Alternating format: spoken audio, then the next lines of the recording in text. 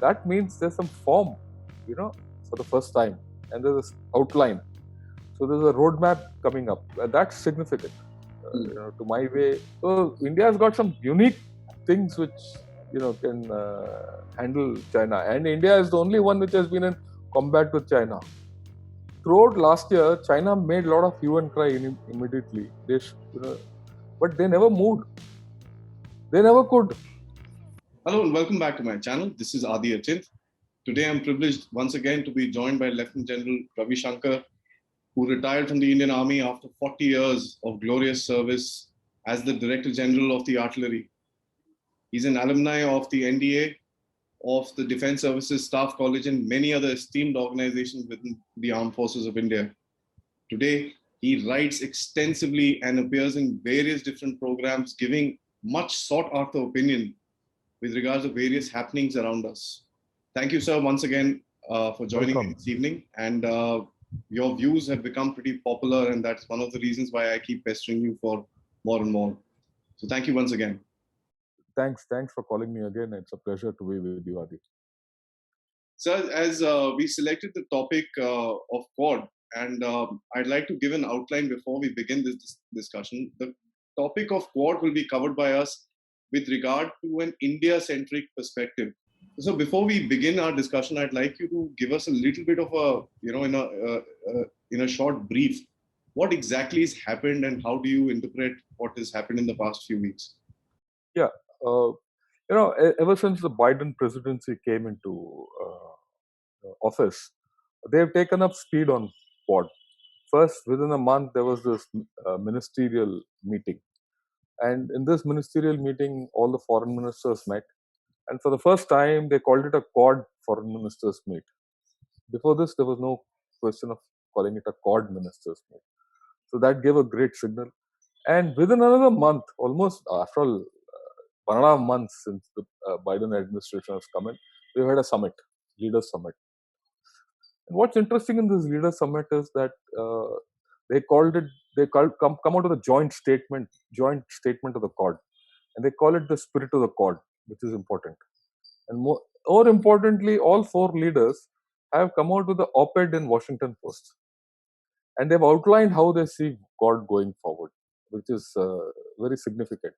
So that means they're very clear that Quad is going to come. And then, Quad had three choices. One, go the military route. One, go the economic route, military and diplomatic. The other was the old economy, or go through the new economy route. Now, military route, something we've done already, Malabar exercise, and, a lot of exercises between various nations, or as a bilateral or a trilateral exercise. Whereas the economy, we had not done anything, and new economy, but there were a lot of problems in the old economy, trade, Yes. brick and mortar economy. But new economy like vaccines, 5G, robotics, space, climate change, the new horizons are, there are no rules written, there are no frontiers, there are no nothing, there are no, if whatever you do is good. So not contentious, and it's good for the humanity. Yes. So very smartly, the four leaders have said we'll take this, and then for the first time they formed working groups: a vaccine working group, a new technology, emerging technology working group, and climate change working group. And they've also said that within 21 they'll meet again. There'll be another summit, and that hereafter every year the Quad ministers, foreign ministers will meet. That means there's some form, for the first time, and there's this outline. So there's a roadmap coming up. That's significant, to my way of thinking. In the past 2 months, just Quad has just taken off. So I'm quite optimistic about Quad. That's for a starter. So we can now discuss about India and the Quad. Yes, sir. So the main area of contention, or at least that is a perception, is the South China Sea. We call it the part of the Indo-Pacific and stuff like that. Let's get a little more specific. Is the South China Sea? What does India have to do with the entire game in the South China Sea? Strictly speaking, I agree with you. India doesn't have much to do with the South China Sea, right? The South China Sea is a problem for Australia, Japan, and USA, right? We come in when it is Indo-Pacific. See, very often people talk of the South China Sea and this Quad and Indo-Pacific construct. We have to first understand the basic theme is free and open Indo-Pacific pipe, right? Now, Indo is as big as the Pacific. So, right, where other three countries are more Pacific oriented, there's an Indo part of it. Why Indo part of it? After all, China wants to reach out to Indian Ocean through Pakistan. It's trying through Myanmar and a lot of other issues. It's trying to expand through the string of pearls, Bangladesh, Sri Lanka, and all. And it's also got a naval base at Djibouti. Djibouti, yes. So right. So and if it wants to expand its BRI, it has to come into the Indian Ocean. So contrary to many people's thinking that it is only a matter of South China Sea, I think we have to have a balance between Indian Ocean and the Pacific Ocean. And Quad has to focus on both. Otherwise, it will be lopsided. So, but when we talk about the interest for the big powers, as a matter of fact, USA is more committed towards the Japanese with regards to the East China Sea. There is a link between the Australians, and there has been some alliance between the Japanese and the Australians as well, although unwritten, but there is some cooperation between them. Yeah. The flashpoint seems to be there. And Indian Ocean, if I'm correct me if I'm wrong, so I may be looking at a very layman's perspective. Indian Ocean is a place where the Chinese trade flows through. So you're looking at kind of choking them out. So is India being brought into this Quad for the factor that they could help in choking the Chinese supplies, or is there a larger game in play? Look, no, you have to look at it in a different, larger perspective. While the Japanese and the Australian focus is on the East China Sea, USA knows the game better. Yes. Because USA has a wider view of all this. So they know that the game is divided between the Indian and the Pacific Ocean. First, if you look at the conflict areas today in the Middle East, Afghanistan, Iran, Iraq, there's a play going on there also. China is very much in the game there, right? So China has got its fingers already put in with Pakistan, of course, and now it's trying to get into Afghanistan and Iran and all that, and it's got a lot of interest through BRI in the Middle East. So USA is very clear about it. They will have a balanced view between the Indian and the Pacific Ocean. Okay. So I don't see this playing out as a one-sided affair. There will have to be a balance. Right. What is the second part of the question which you asked? So basically, are we kind of being brought into this because of... No, we are not brought in. In fact, the other way, I look at it the other way around. Without us, they can't go anywhere. You see, if China is allowed to concentrate only on the South China Sea and not bother about Indian Ocean, end of story. China will concentrate all its resources there and block them off. Unless China is made to look at 2-3 different angles, and for that it's only India. Remember, it's only India which shares the land border with China. Yes. It's only India which is dominant in the Indian Ocean. Okay. So India has got some unique things which can handle China, and India is the only one which has been in combat with China. So India has got a very, very, very critical role in this whole story. But when we look at it, so the entire quadrilateral is formed towards the east. What about the west? Look, who's in the west? There's no one in the west today. Europe is not interested in this whole story. They've got their interests. France has got its interests. UK has got its interests. But they are not formed part of the Quad, and they're not backing up with USA. In fact, they were not sure of the USA. And in any case, let's face fact: the geoeconomics and the geopolitics come this side. The eastern end of the quadrilateral, the way I look at it, is today USA. The western end is China, India. So the West is out of it. When you say the West, it's a EU thing. They are no more relevant. So the relevance is here, and the center of gravity is here. So You want India, to put a physical center of gravity to this whole story? It is the Malacca Strait and this Sunda Strait and those straits. That's it. what you're trying to say is India will play a larger role Oh yeah, it's got a defending huge role. the western borders of the Yeah, yeah. Indian region. I won't say western border. India will have a role there also. It's Mm. not as if we will not enter South China Sea. I mean, we might not, our navy might not enter, but other things are there which we will be there. After all, even during the Eastern Ladakh operations, we did send a warship there. Yes. Yeah, we did show a presence. It's not as if we were. And in any case, without our backing of Andaman Nicobar and block ability to handle the Indonesia Straits and Malacca Straits. When I say Indonesia, that whole lot of states. Uh, China, sorry, Japan, Australia, and USA might not be able to handle China there. Mm.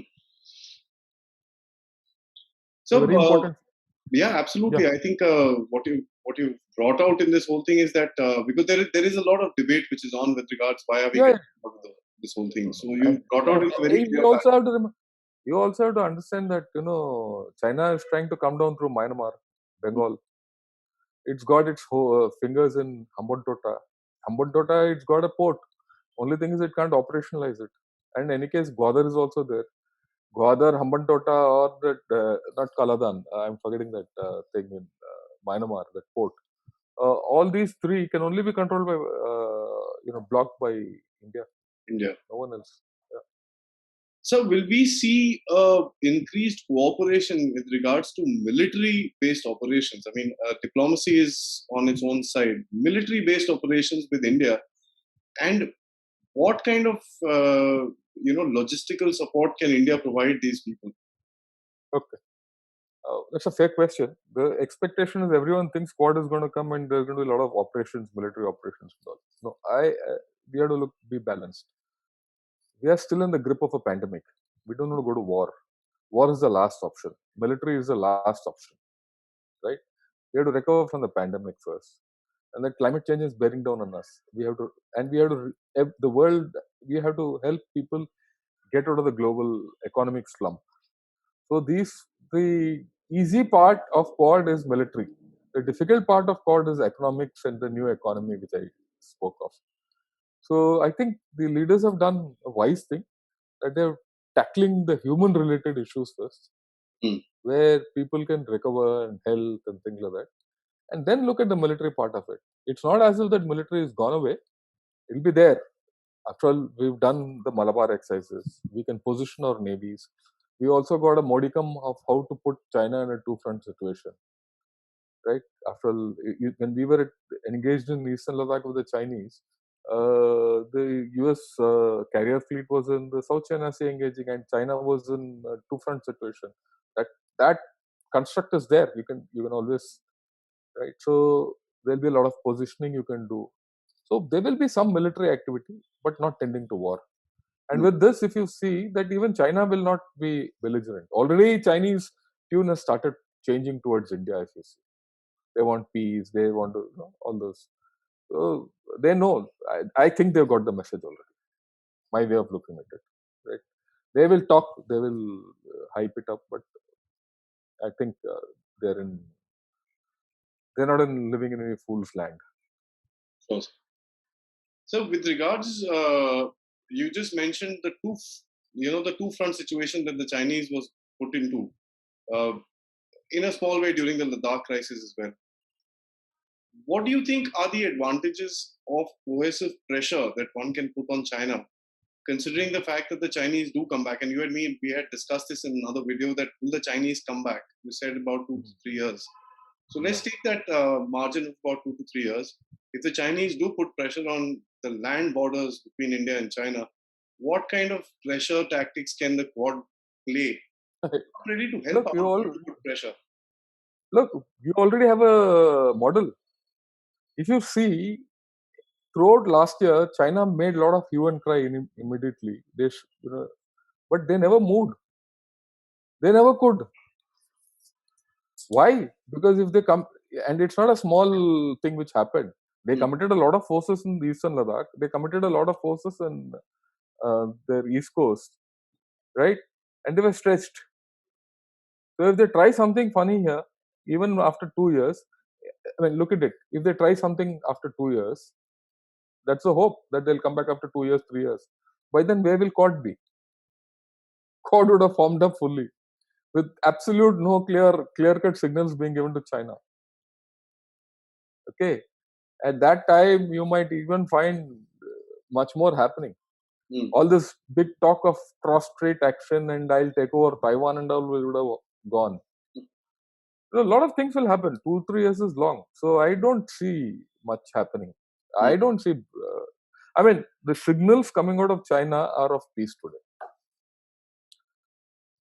Yeah, they will not get off their high horse for some more time, but they will eventually do.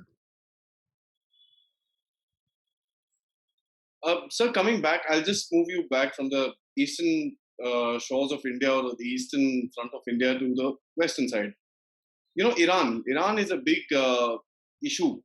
The Chinese deal with Iran extensively. They've been trying to, maneuver around to get a port. They deal with them with regards oil. Does this whole situation provide India, and India having very good relations with Iran historically, does this provide India with a platform to broker a deal between the US and the Iran to finally put an end to this entire thing and put some sort of pressure on the Chinese? Yeah, I think so. I think you made a valid point.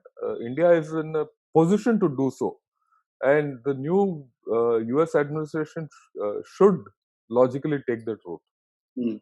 I mean, they have their own problems, USA and Iran. But I've always felt that if Iran and USA mend fences, the whole game in Afghanistan can change. And then you don't have to depend on Pakistan. One. And number two, the entire the Middle East cauldron comes under control. Right? So and India should try and get some sense between both of them, and get things on an even keel.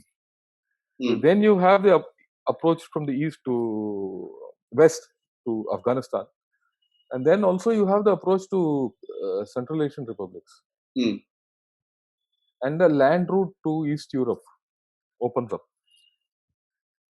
which will counter BRI, which will counter CPEC. It will counter so many things. It will counter Afghanistan being, you have two avenues of approach into Afghanistan, one through Pakistan, and so Pakistan will start behaving. So there's a lot of strategic value in what you said. And then, Iran will not totally go towards China also. So there is value. So let's see how things play out. Do you see any movement in this direction from India, sir? Because we've stayed away from the Iran nuclear agreements and stuff like that before. See, things will. The Biden administration has just come in. They've made the first move on Quad. They've given some indications of easing off on Iran post-Trump era. Let us see how things happen. I think it's a little too early to speculate. All right, sir. So I'm going to talk a little bit of philosophy here. We've always been a non-aligned country. We've remained that way for a long, long time. Quad at the moment is not an alliance, and I'd also request you to spend a little time explaining us the difference between a grouping and an alliance, because we use the word alliance very freely without realizing what the implications of that word are. We've always been a non-aligned country, sir. How does us moving closer to a formal alliance within the Quad change our viewpoint or change the way we are today? Okay. First and foremost, this business of non-aligned movement and being non-aligned is a bit of a myth. For 71, we were clearly aligned with Russia or USSR. So we had an alliance. We had a pact. We had a defense treaty, which Mrs. Indira Gandhi signed just before the 71 war. So it is not as if we never had an alliance. One. The second thing is, you look at it again philosophically. The world had three poles in a manner. One was the NATO, second was the Warsaw Pact countries, and the third pole was actually the non-aligned countries itself. Though were not rich, they were third world, developing world, whatever you call it. But this non-aligned movement was itself some kind of alignment, Mm. right? It's not as if we had a different view from the other two. But we had a view. And with about 60, 70 nations. Okay.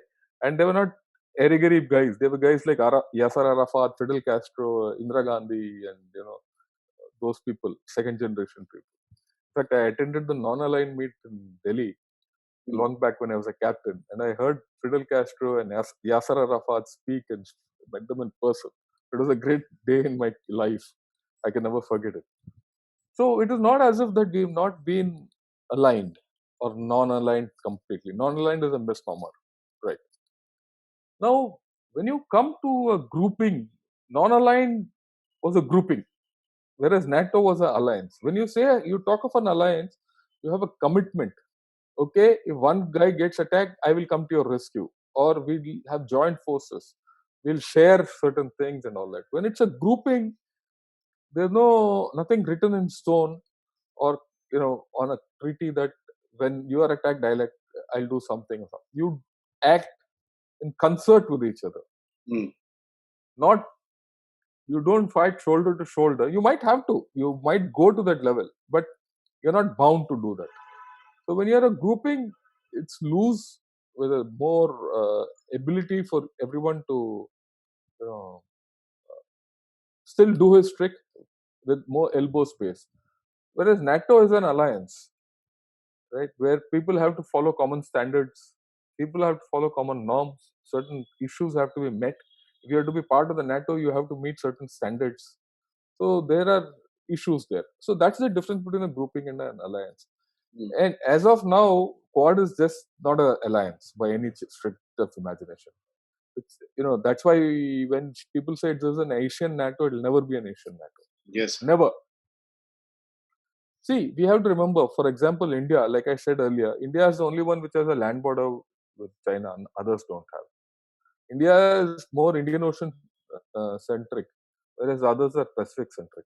Mm. Okay, other three countries are rich countries, whereas we have a great GDP, but our country is poor on a poor per capita basis. So we have to take care of our interests first. Similarly, you look at Japan. Japan will not come to war tomorrow, so it can't never get into alliance. Their constitution doesn't permit. Mm. Then, what kind of alliance are we talking at? Japan and Australia are part of the RCEP with trade relations with China. So there are a lot of contradictions in this Quad. Now, if you're going into alliance with this Quad, it'll never happen. That is why the leaders have done a smart thing by taking non-controversial issues where there's common interest, where there's common appeal Mm. of the global community. Vaccines, everyone wants vaccines, and if these folk can come up with good vaccines in good numbers, there's a different thing. So they're doing the people way with great. Interesting, sir. I think so. It's a loose this thing, but with some sort of a string tied together of a common interest. Yeah, common interest. Sure. So we mentioned a factor of the Russians sometime back. We were talking about the Russians. India and Russia, as you very rightly said, we had a pact in 1971. They did help us a lot during the 71 war, and I think we should never forget that. We've had very good relations. Even today, we are buying arms from them, left, right, and center. The Chinese also have very good relations with them, and the Russian economy is quite tied up with the Chinese. Where does that leave the India-Russia relationship, Yeah, considering the fact that we are aligning ourselves with the US? Yeah, I agree with you. That's a matter of, I wouldn't say tightrope walking, but a matter of being smart about it or wise about it. What we should convince Russia is an old friend of ours. We can't let go Russia. Okay, it's cultural. When I went to Kazakhstan, which is one of those USSR, we met a girl called Indra. Her name was Indra because she was named after Indira Gandhi. And at that point of time, a lot of girls were named after Indira Gandhi. So there's a big connect. You can't just let it go, right? So we need to talk to Russia and say, look, whatever we are doing is not against you. First, we have our concerns. We thank you for what you have done, and I think we've done that and conveyed it to them that Quad is our necessity because Russia can't help us there. Yeah, we must.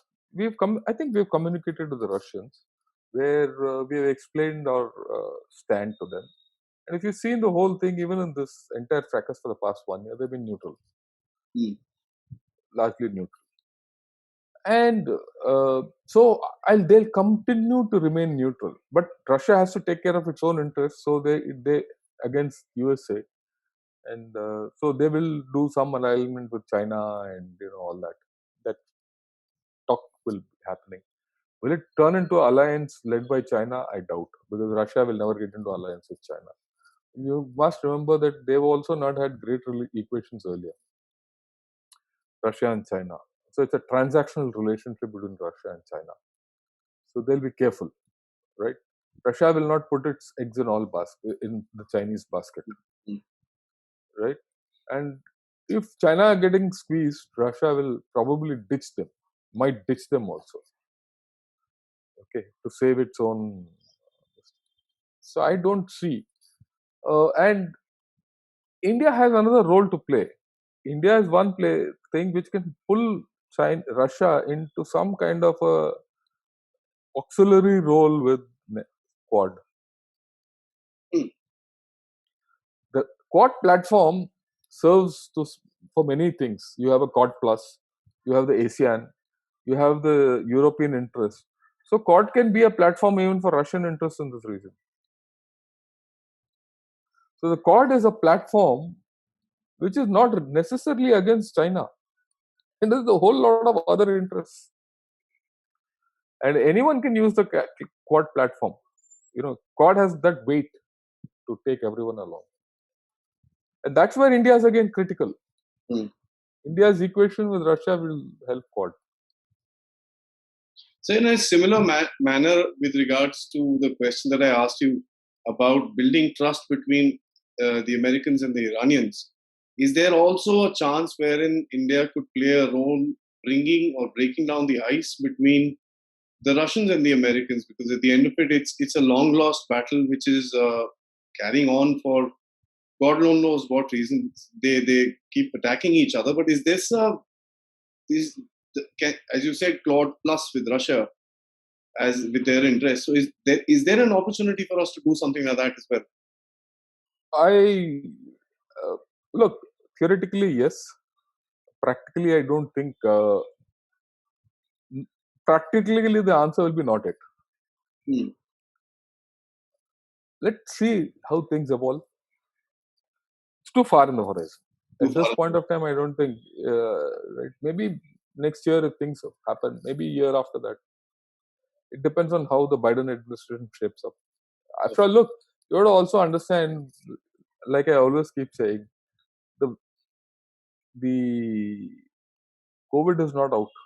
Hmm. The Chinese virus is still around. People have to first recover from that and then think. USA is still fighting in internal issues.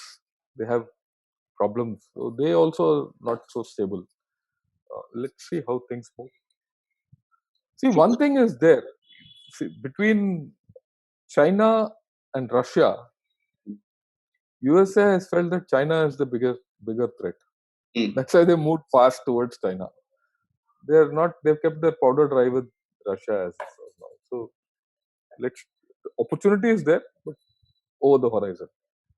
So India will play a very central role in the Quad. So is that what you're trying Yeah, yeah, yeah. See, I told you in the beginning. Without India, Quad is almost a non-starter. Hmm. Zero. Quad will break if India quits. Right. So I don't think that. I mean, to think that India is being used and all is. India is a very credible partner of the Quad.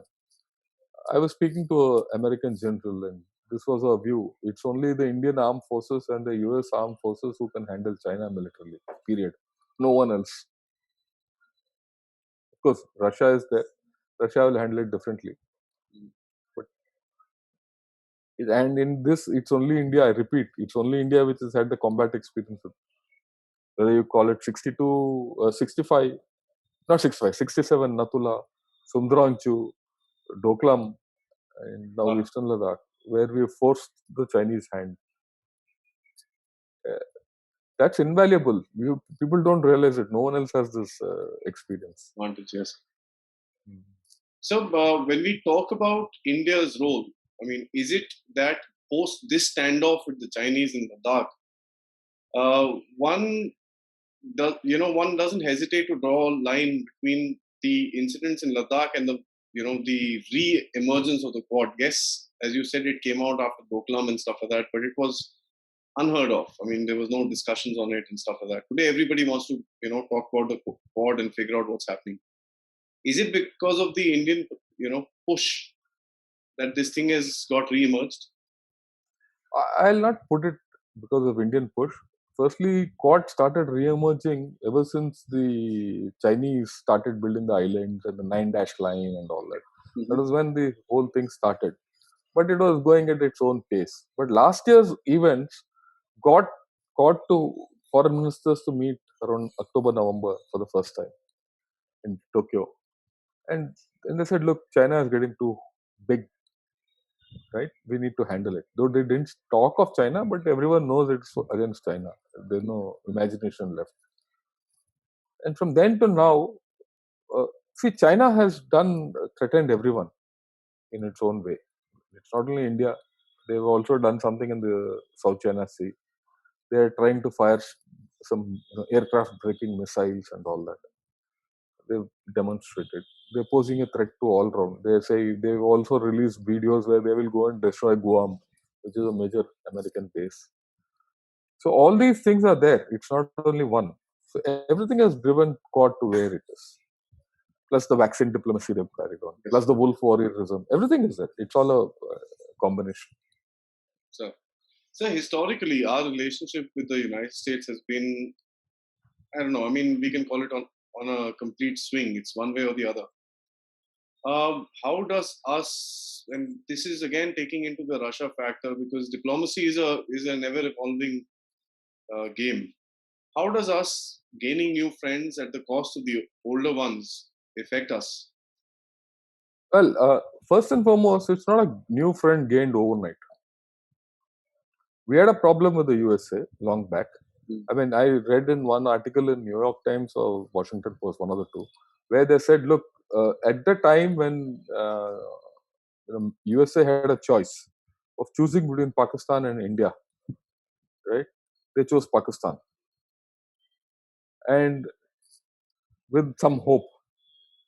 Whatever that hope was, turned out true in India and exactly opposite in Pakistan. What they hoped Pakistan to be turned out to be India and vice versa. They didn't expect India to survive the way it did. So they made a wrong choice. So I think there's a consciousness there. And this article I read just about last year. So there's a consciousness there that, look, we made a wrong choice long back. We should have chosen India. And there was also a strain there, which is still that old anti-India stuff, because that's a human thing. But somewhere around 2000, the turn of the century, USA and India realized that, look, as China is rising, right, we have a common problem. And everyone knew around that time itself that Pakistan is going down. It is not as if Pakistan is going down as come about now. And USA realized that they can't put their eggs in a rotten Pakistani basket. Right. So they saw at that time that India's growth rates were galloping, and that was a time when our IT revolution had taken place. A lot of migration to USA, and relations were getting better. And that was the time when the Indo-US strategic partnership started developing. And if you remember, President Obama had said that the Indo-US strategic partnership will be the defining partnership of this century. 10 years back. Right? And ever since then, all the presidents of USA have come to India. Obama himself came twice. Yes. So it's not as if that it's overnight thing. And all this time, it's not as if we've ditched Russia and jumped fence here. We're still continuing with Russia. So we're still continuing with Russia. We're still continuing with USA. So what's new? Except that now today you got into an arrangement. I won't even call a pact, arrangement with God. So there's nothing new about this. Mm. And people say, look, will USA ditch us? Might not. But then you have to develop trust. What is the other choice? The other choice is do nothing, be alone, which you can't. You don't have the strength to be alone, right? So, So it's better to collectivize and right and develop trust. And we have developed trust. 20 years is a long time. long time, yes. Yeah, and otherwise, why would we have gone into all those agreements, foundational agreements, Becca, Limova, and all Mm. those? Why would we conduct all these red flag exercises, Air Force exercises, or naval exercises? A lot of army exercises also have taken place. They're training in CIJW, High Altitude Warfare School, and all. It happens. We also send people there. There's a long way. I mean, we've come a long way. Mm. Mm. So now, last two questions I have for you with regards India again. What kind of an impact would us associating with the Quad have on our naval capabilities? Oh, well, our naval capabilities should go along the way we are going along. There's no change in it. Quad is an arrangement. Tomorrow something happens if the quad doesn't work, or does it mean our naval capabilities go down or up? Mm. No, they'll continue as it is, isn't it? So our plans, look, at the end of the day, we should be prepared to be on our own. That's the baseline. Anything above that is a bonus. So nothing changes.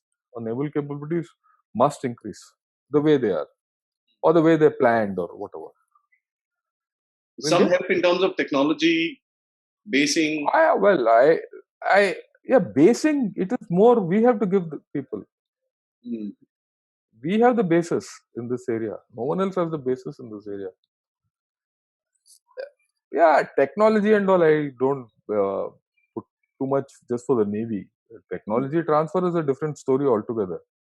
But as far as the Navy is concerned, we have to develop our Navy the way we must. That's a different story. What we must do to the Navy is different, but we Mm. must go as per our plans. So, lastly, this question has been hounding me for a little while.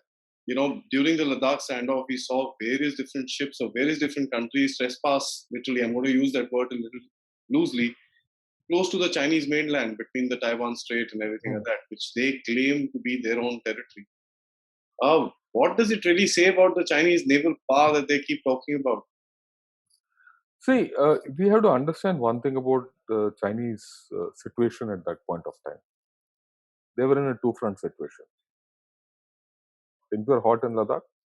Things were hot in the South China Sea. One, if and also at that point of time, internally they had floods. At one stage, the vaccine was not the vaccine, the virus was reappearing. There were lockdowns Mm. coming sporadically. Plus, they had food shortages. They had issues inside, right?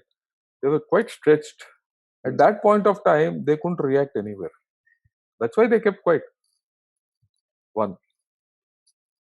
Now, in all this, we also have to realize that the Chinese armed forces as a whole are untested. Untested in terms of caliber, untested in terms of weapon systems.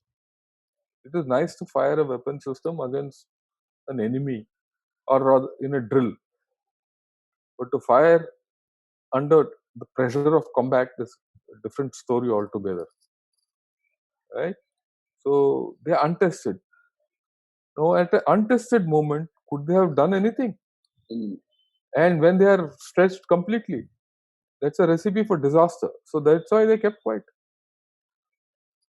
right? And you're talking of, look, you look at the American naval battles, Subic Bay, Lafayette Gulf. I mean, the works they're so, or for that matter, the Incheon landings. If you look at them, these are all masterpieces. Mm. It's not kind of experience which is in, and plus the fact that the American armed forces are one of the most experienced in, so you can't just take panga with them because you have 2.5 missiles. It's asking for trouble. That, and Chinese very wisely didn't take it up beyond a point. I guess they're not Pakistanis, sir. Look, Pakistanis are, I would rate them more proficient than Chinese in war. You have to remember that the Pakistanis have fought wars. They lost wars is a different story. Correct, sir. They've had combat experience. They've managed Afghanistan. They managed Kashmir. Handled both these.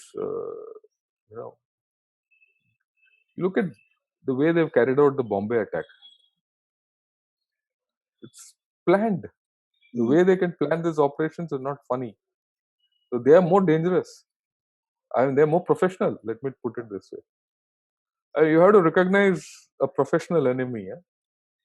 Interesting, sir. Yes. You don't underrate him. Just because he's Pakistan, you don't underrate him. He's far more professional. You look at the way they occupied Tololing and all those. Correct. Right? Very professionally done. It's only thing they couldn't take it to the ultimate, war termination was poor and they didn't have an end state to play out with. But the way they did it is original. For that matter, you go back to old this thing, the way they have done the Mandiala crossing, how they got armor into the Chamjoria sector. They're lethal. One should not underestimate them. Sure. Yes, sir. Agree with you. Yeah. Right, sir. Thank you so much for this wonderful discussion. I think it's a very, very different perspective of the Quad and India, which is our main focus. Because at the end of it, we all hear about the South China Sea and the Pacific more often than not. We want to know what's happening with our country, and I think that is on top of most of our minds, especially having gone through the standoff in Ladakh. So I thank you once again, sir, for these wonderful views, and I will be obviously, asking you to join us once again for further developments and as and when they come by, sir. Thanks. It'll be a pleasure. Thank you, sir. Have a good evening. Well, good evening.